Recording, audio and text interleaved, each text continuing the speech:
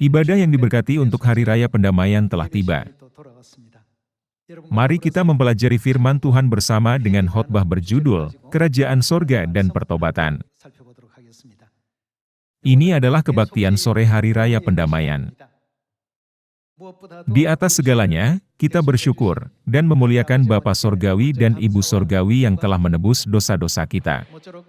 Dengan kasih karunia Tuhan, kita, anak-anak Sion, diampuni sepenuhnya untuk semua dosa kita melalui Hari Raya Pendamaian ini, termasuk dosa yang telah kita lakukan tanpa sadar, dosa yang kita lakukan di sorga, dosa-dosa yang kita lakukan di bumi ini, dan dosa-dosa yang bahkan tidak kita ingat. Dengan cara ini, kita dapat dibersihkan dan menjadi lebih putih dari salju, murni dan bersih, dan kembali ke rumah sorgawi kita yang kekal. Untuk hari ketika kita berdiri di hadapan Tuhan, mari kita mengukir dalam hati kita firman Tuhan, yang mengajar kita untuk menjaga iman kita, tetap tak bercacat dan tak bernoda. Mengikuti ajaran Bapa dan Ibu, mari kita berjalan di jalan salib sampai akhir dengan cinta, persatuan, harmoni, ketekunan, dan kesabaran, sehingga kita pasti bisa masuk ke dalam kerajaan sorga.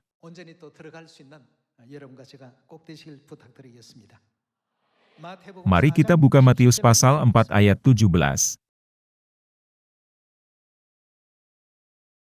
Mari kita lihat ayat 17. Sejak waktu itulah Yesus memberitakan, bertobatlah, sebab kerajaan sorga sudah dekat. Ketika kita menyelidiki firman-Nya, kita dapat memastikan bahwa ada alasan mengapa kita harus meninggalkan kerajaan sorga dan datang ke bumi ini. Bukankah ini berarti bahwa pertobatan mutlak diperlukan bagi kita untuk masuk ke dalam kerajaan sorga? Kita semua harus masuk ke dalam kerajaan sorga.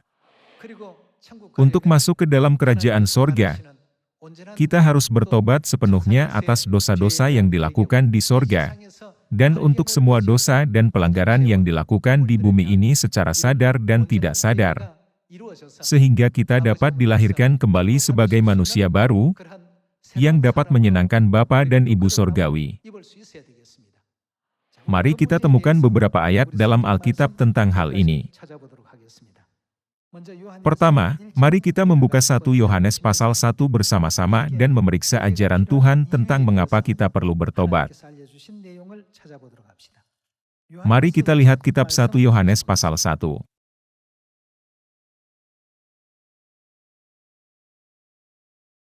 Pasal 1 ayat 8. Jika kita berkata bahwa kita tidak berdosa, maka kita menipu diri kita sendiri dan kebenaran tidak ada di dalam kita. Jika kita mengaku dosa kita, maka Ia adalah setia dan adil, sehingga Ia akan mengampuni segala dosa kita dan menyucikan kita dari segala kejahatan. Jika kita berkata bahwa kita tidak ada berbuat dosa, maka kita membuat Dia menjadi pendusta dan firman-Nya tidak ada di dalam kita. Ada tertulis bahwa jika kita berkata bahwa kita tidak berdosa, maka kita menipu diri kita sendiri. Kita berbuat dosa di sorga, dan bahkan di bumi ini, kita telah berbuat dosa secara sadar dan tidak sadar. Juga, pasti ada dosa yang kita lupakan. Faktanya, kita tidak bisa mengatakan kepada Tuhan bahwa kita tidak berdosa. Alkitab dan para nabi terus-menerus mengingatkan kita bahwa kita telah berbuat dosa di sorga. Agar dosa-dosa kita diampuni, Kristus datang ke bumi ini, menanggung rasa sakit di atas salib, menghadapi penghinaan, dan menderita sampai mati. Alkitab berulang kali menjelaskan bahwa penyebab terjadinya hal yang menyedihkan ini adalah karena dosa dan pelanggaranmu.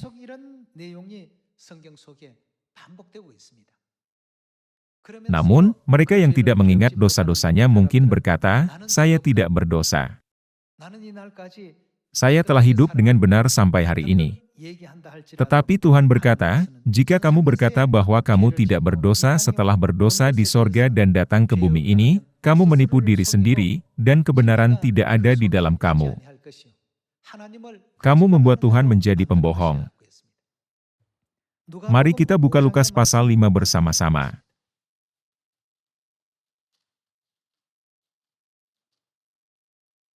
Lukas pasal 5 ayat 30. Orang-orang Farisi dan ahli-ahli Taurat bersungut-sungut kepada murid-murid Yesus. Katanya, "Mengapa kamu makan dan minum bersama-sama dengan pemungut cukai dan orang berdosa?" Lalu jawab Yesus kepada mereka, katanya, "Bukan orang sehat yang memerlukan tabib, tetapi orang sakit. Aku datang bukan untuk memanggil orang benar, tetapi orang berdosa." Apa tujuannya memanggil orang-orang berdosa? Supaya mereka bertobat. Yesus datang ke bumi ini bukan untuk memanggil orang benar, tetapi untuk memanggil orang berdosa supaya mereka bertobat. Mari kita membuka Lukas pasal 19 untuk melihat pekerjaan Injil yang dilakukan Tuhan di bumi ini untuk menyelamatkan umat manusia. Mari kita beralih ke Lukas pasal 19.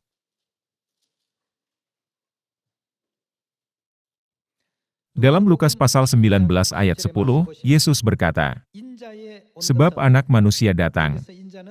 Bukankah anak manusia mengacu pada Yesus? Mengapa Yesus datang ke bumi ini? Sebab anak manusia datang untuk mencari dan menyelamatkan yang hilang. Apakah alasan dia datang ke bumi dalam rupa manusia? Pada akhirnya, dia datang untuk membawa kita kepada pertobatan. Dengan kata lain, makhluk seperti apakah kita di kerajaan sorga sebelum datang ke bumi ini? Bukankah sudah jelas bahwa kita datang ke bumi ini setelah melakukan sesuatu yang perlu kita bertobat darinya? Karena kita telah berbuat dosa di sorga dan turun ke bumi ini, Yesus berkata bahwa Dia datang ke bumi ini untuk memanggil orang berdosa agar bertobat. Semua perkataan dalam Alkitab ini adalah ajaran Tuhan yang benar. Fakta bahwa kita telah melupakan ingatan dari sorga, tidak berarti bahwa kita diizinkan untuk mengatakan, "Saya adalah orang benar yang tidak berbuat dosa apapun." Sebaliknya, kita harus menerima ajaran Alkitab apa adanya, dengan menyadari sekali lagi bahwa kita memiliki masa lalu yang penuh dosa di sorga. Jadi, pekerjaan pertobatan yang penuh kasih karunia harus terjadi, agar kita diampuni sepenuhnya atas dosa-dosa kita yang dilakukan di sorga, dan juga yang dilakukan di bumi ini. Di seluruh kitab Injil di dalam Alkitab, ada banyak ungkapan tentang pertobatan. Mari kita lihat Matius pasal 3 ayat 1.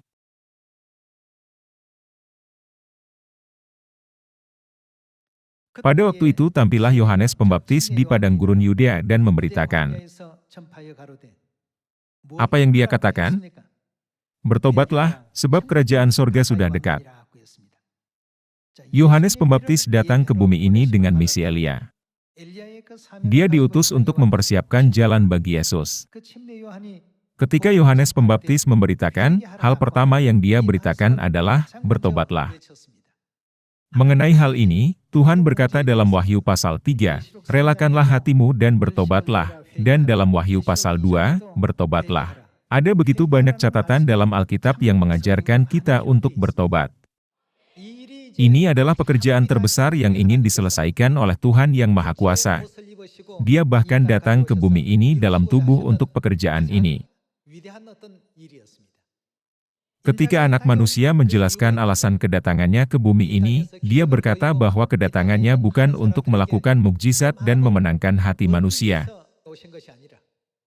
Namun apa yang ingin dia lakukan terhadap yang hilang? Dia berkata, "Aku datang ke bumi ini untuk menyelamatkan mereka." Dengan cara ini, yang teragung memberikan teladan pekerjaan yang teragung. Mari kita buka Markus pasal 1 bersama-sama untuk melihat bagaimana dia memberikan teladan. Markus pasal 1 ayat 35. Pagi-pagi benar, waktu hari masih gelap, ia bangun dan pergi keluar. Ia pergi ke tempat yang sunyi dan berdoa di sana. Tetapi Simon dan kawan-kawannya menyusul dia, waktu menemukan dia mereka berkata, "Semua orang mencari engkau." Jawabnya, "Marilah kita pergi ke tempat lain, ke kota-kota yang berdekatan, supaya di sana juga aku memberitakan Injil, karena untuk itu aku telah datang." Dalam Lukas pasal 19 ayat 10, dia mengatakan bahwa dia datang untuk mencari dan menyelamatkan yang hilang. Dan dalam Injil Markus, dia mengatakan bahwa dia datang untuk memberitakan Injil. Ketika kita memeriksa firman ini dengan cermat, apakah pekerjaan yang paling penting dan terbesar untuk keselamatan umat manusia? Karena kita melakukan dosa yang tak terhitung jumlahnya di sorga dan datang ke bumi ini, kita membutuhkan pertobatan. Jadi, kita perlu bertanya pada diri sendiri, apa yang harus kita lakukan untuk bertobat? Hari ini, mari kita temukan jawabannya. Mari kita beralih ke Lukas pasal 15. Mari kita lihat firman Tuhan dalam pasal 15 ayat 7. Lukas pasal 15 ayat 7. Aku berkata kepadamu, demikian juga akan ada sukacita di sorga karena satu orang berdosa yang bertobat, lebih daripada sukacita karena 99 orang benar yang tidak memerlukan pertobatan. Tuhan memberitahu kita, bertobatlah, karena kerajaan sorga sudah dekat, dan juga mengajar kita, akan ada sukacita di sorga karena satu orang berdosa yang bertobat, lebih daripada sukacita karena 99 orang benar yang tidak memerlukan pertobatan. Dia memberitahukan kita akan hal ini. Mari kita beralih ke ayat 10. Dalam pasal 15 ayat 10, Yesus berkata, Aku berkata kepadamu, demikian juga akan ada sukacita pada malaikat-malaikat Allah karena satu orang berdosa yang bertobat. Dia menjelaskan hal yang sama dalam ayat 10. Karena pertobatan mutlak diperlukan bagi kita untuk masuk ke dalam kerajaan sorga, kata pertobatan muncul banyak dalam perjanjian baru. Kita datang ke bumi ini setelah melakukan sesuatu di kerajaan sorga. Yesus datang jauh-jauh ke bumi ini untuk menyadarkan kita akan apa yang kita lakukan di sorga, sehingga kita dapat bertobat darinya. Apa yang ada di bumi ini bukanlah segalanya. Kerajaan sorga yang kekal adalah tempat kita yang sebenarnya, dan harus kembali ke sana. Untuk membantu kita mengingat semua waktu kita tinggal di taman kasih karunia bersama Tuhan, sehingga kita akhirnya dapat kembali ke dunia itu, Dia datang ke bumi ini dan memimpin kita untuk bertobat. Hal yang sama tertulis dalam Matius pasal 4 ayat 17. Bertobatlah, sebab kerajaan sorga sudah dekat. Kalian mungkin berpikir, saya tidak melakukan dosa apapun, tetapi setiap kali saya datang ke gereja, saya terus mendengar kata-kata seperti, bertobatlah. Anda adalah orang berdosa, dan itu membuatku merasa agak aneh, tetapi Tuhan tidak hanya berbicara tentang dosa-dosa yang kalian lakukan di dunia ini.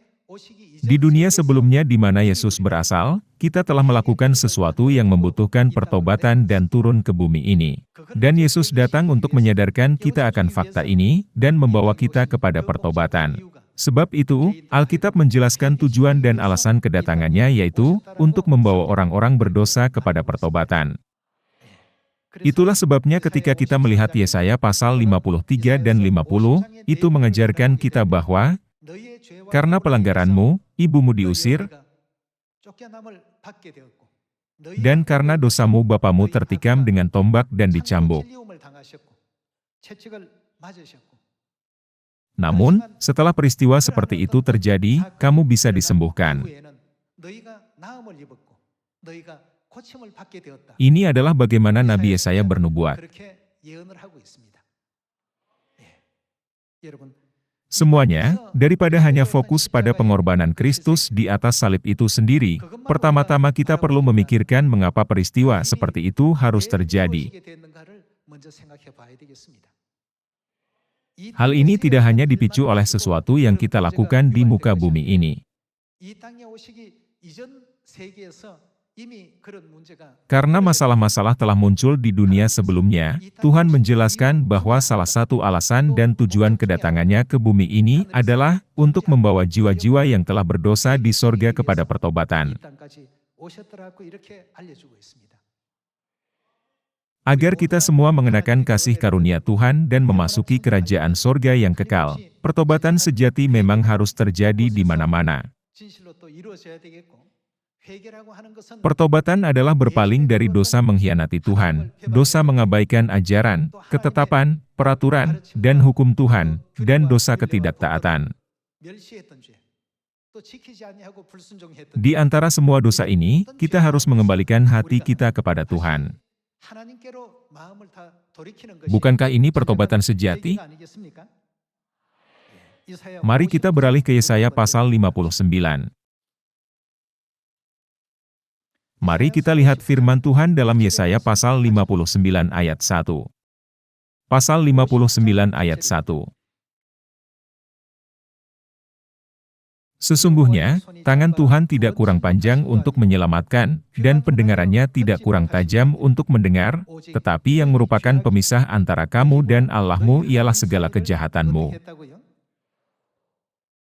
Kejahatan kitalah yang memisahkan kita dari Tuhan. Apa arti kata, pemisah kamu dari Tuhanmu?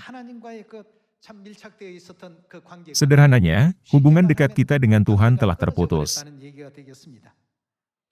Tetapi yang merupakan pemisah antara kamu dan Allahmu ialah segala kejahatanmu, dan yang membuat Dia menyembunyikan diri terhadap kamu, sehingga Ia tidak mendengar, ialah segala dosamu.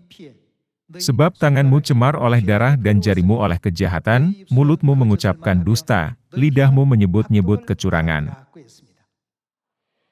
Karena dosa-dosamu telah memisahkanmu dari Tuhan, kamu harus datang ke hadapan Tuhan, mengakui dan bertobat dari dosa-dosamu, dan menjalani hidup yang penuh pertobatan. Kristus datang ke bumi ini dan terus menekankan hal ini. Kristus berkata, "Tahukah kamu mengapa aku datang ke bumi ini? Aku datang ke bumi ini untuk memanggil orang berdosa agar bertobat." Dalam Matius pasal 4, Dia berkata, "Bertobatlah, sebab kerajaan sorga sudah dekat." Juga, ada tertulis dalam Alkitab, kalau kelakuan mereka tidak berubah, Ia mengasah pedangnya. Alkitab tanpa ragu-ragu mencatat kata-kata yang menakutkan seperti itu. Mari kita lihat Mazmur pasal 7. Mari kita lihat firman Tuhan dalam Mazmur pasal 7 ayat 13. Mazmur pasal 7 ayat 13. Sungguh, kembali ia mengasah pedangnya, melentur busurnya dan membidik. Terhadap dirinya ia mempersiapkan senjata-senjata yang mematikan, dan membuat anak panahnya menjadi menyala. Apa yang akan Tuhan lakukan kepada mereka yang tidak bertobat? Mari kita lihat kitab 2 Tesalonika pasal 1 ayat 7. Dalam pasal 1 ayat 7, tertulis, "Dan untuk memberikan kelegaan kepada kamu yang ditindas, dan juga kepada kami, pada waktu Tuhan Yesus dari dalam sorga menyatakan dirinya bersama-sama dengan malaikat-malaikatnya, dalam kuasanya, di dalam api yang bernyala-nyala, dan mengadakan pembalasan terhadap mereka yang tidak mau mengenal Allah dan tidak mentaati Injil Yesus, Tuhan kita." Siapakah mereka yang tidak menaati Injil? Mereka yang tidak menaati Injil adalah orang-orang yang tidak bertobat. Mereka adalah orang-orang yang tidak kembali kepada Tuhan. Kembalilah kepadaku melalui Paskah. Kembalilah kepadaku melalui hari Sabat. Bagaimana kami bisa kembali kepadamu? Tolong beritahu kami bagaimana cara bertobat. Inilah sebabnya mengapa Tuhan membangunkan umat manusia untuk kembali kepadanya melalui Injil. Lalu, mengapa mereka yang tidak menaati Injil akan dihukum? Itu karena mereka tidak bertobat. Tuhan memberi kita kesempatan untuk bertobat, waktu untuk bertobat, dan menyediakan kondisi untuk pertobatan. Dia menanggung banyak kesulitan selama jangka waktu 1.500 tahun, dan melalui darahnya sendiri, Dia menegakkan kebenaran sempurna dari perjanjian baru di bumi ini. Sungguh, kita masuk ke kerajaan sorga tanpa biaya apapun. Bapa Sorgawi dan Ibu Sorgawi telah menanggung semua rasa sakit, penderitaan, dan kesedihan demi kita. Ketika kita merenungkan semua ini melalui hari raya pendamaian ini, kita seharusnya tidak hanya menerima makna penebusan, tetapi juga merenungkan pengorbanan yang Tuhan tanggung bagi kita. Dengan hati pertobatan yang sejati, kita harus datang ke hadapan Tuhan, dan berusaha menjalani kehidupan yang mengikuti jalan kebenaran, yang Tuhan kehendaki dan rindukan bagi kita. Mari kita terus menemukan beberapa kata lagi tentang pertobatan dalam Alkitab. Mari kita buka kitab Lukas pasal 13. Mari kita lihat firman Tuhan dalam Lukas pasal 13 ayat 3. Dalam Lukas pasal 13 ayat 3, Yesus berkata, "Tidak, kataku kepadamu, tetapi jikalau kamu tidak bertobat, kamu semua akan binasa atas cara demikian." Apa yang akan terjadi pada orang-orang seperti itu? Atau sangkamu ke-18 orang, yang mati ditimpa menara dekat Siloam, lebih besar kesalahannya daripada kesalahan semua orang lain yang diam di Yerusalem? Tidak. Kataku kepadamu. Tetapi jikalau kamu tidak bertobat, kamu semua akan binasa atas cara demikian. Di mana tidak ada pertobatan, di situ hanya ada kehancuran. Yesus menekankan hal ini berulang kali dalam ajarannya. Mari kita buka kitab Wahyu pasal 2. Wahyu pasal 2.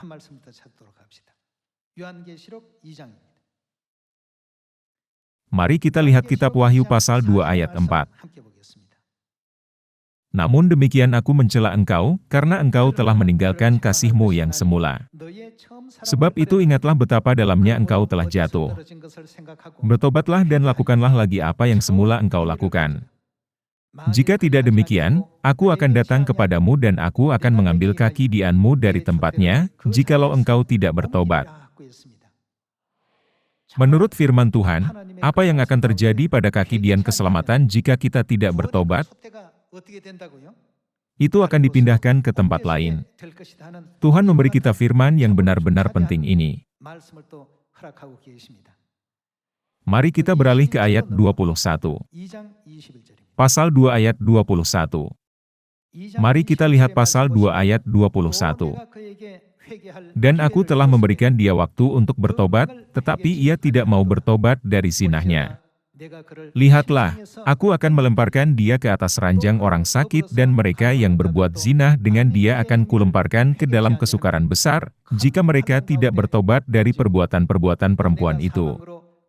Dan anak-anaknya akan kumatikan dan semua jemaat akan mengetahui, bahwa akulah yang menguji batin dan hati orang, dan bahwa aku akan membalaskan kepada kamu setiap orang menurut perbuatannya. Semuanya, mungkin tampak seperti Alkitab hanya berisi firman yang mulia, lembut, dan indah, tetapi Tuhan juga menunjukkan ketegasannya, terutama kepada mereka yang tidak bertobat. Seperti yang kita lihat bahwa dia menggunakan ungkapan serius seperti itu. Marilah kita selalu memiliki hati yang penuh pertobatan dan rasa syukur atas kenyataan bahwa kita adalah orang berdosa, dan bahwa Tuhan telah menanggung dosa kita. Dia naik ke bukit Golgota dan menanggung rasa sakit dan penderitaan dengan dipaku di atas salib demi kita.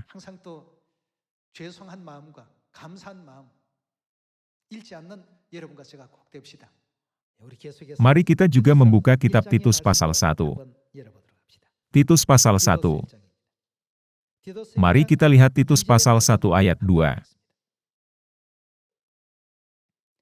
Dalam Titus pasal 1 ayat 2, tertulis, "Dan berdasarkan pengharapan akan hidup yang kekal yang sebelum permulaan zaman sudah dijanjikan oleh Allah yang tidak berdusta, dan yang pada waktu yang dikehendakinya telah menyatakan firman-Nya, bagaimana Tuhan mengungkapkannya. Dalam pemberitaan Injil yang dipercayakan kepadaku sesuai dengan perintah Allah Juru Selamat kita." Semuanya, mari kita sekali lagi merenungkan diri kita sendiri. Apakah kita mengabaikan atau meremehkan tugas yang telah dipercayakan Bapa dan Ibu kepada kita? Karena Bapa dan Ibu telah memanggil kita untuk berpartisipasi dalam karya besar mereka, marilah kita semua melakukan yang terbaik, agar kita dapat memperlihatkan kemuliaan Tuhan secara berlimpah ke seluruh dunia di tahun yang penuh berkat ini. Lebih jauh lagi, sebagai anggota keluarga sorgawi, marilah kita bertekad untuk tidak lagi menjadi budak dosa atau terlibat dalam dosa, sehingga kita dapat dengan setia menjalankan peran sebagai garam dan terang dunia, dan menjadi seperti orang Samaria yang baik hati. Mari kita juga melihat kitab 2 Timotius pasal 4. Mari kita lihat ajaran Tuhan dalam 2 Timotius pasal 4 ayat 1. Dalam 2 Timotius pasal 4 ayat 1, ada tertulis, "Di hadapan Allah dan Kristus Yesus yang akan menghakimi orang yang hidup dan yang mati, aku berpesan dengan sungguh-sungguh kepadamu demi penyataannya dan demi kerajaannya." Apa yang harus kita lakukan? Firman-Nya, aku berpesan dengan sungguh-sungguh. Demi kerajaannya. Beritakanlah firman, siap sedialah baik atau tidak baik waktunya. Sederhananya, siap sedialah baik atau tidak baik waktunya, berarti setiap saat atau tidak peduli situasinya. Beritakanlah firman tidak hanya ketika ada kesempatan tetapi setiap saat. Tuhan ingin memberikan berkat yang paling mulia kepada umat-Nya di sorga.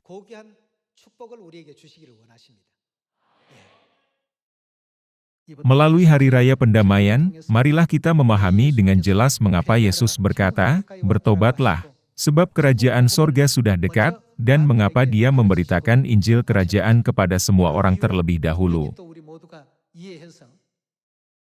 Saya berharap kita dapat sepenuhnya menaati semua hukum, ketetapan, dan peraturan dari Perjanjian Baru, serta perintah Bapa dan Ibu. Marilah, sehingga kita dapat menjadi anak-anak sorgawi yang sungguh-sungguh bertobat, dan setia mengikuti sampai akhir, kemanapun mereka pergi.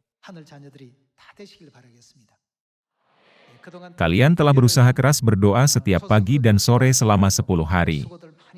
Saya berharap bahwa semua anggota keluarga sorgawi kita akan menjalani kehidupan pertobatan yang lebih indah dengan ketaatan kepada firman Tuhan. Dengan ini, saya hendak mengakhiri khotbah. Terima kasih.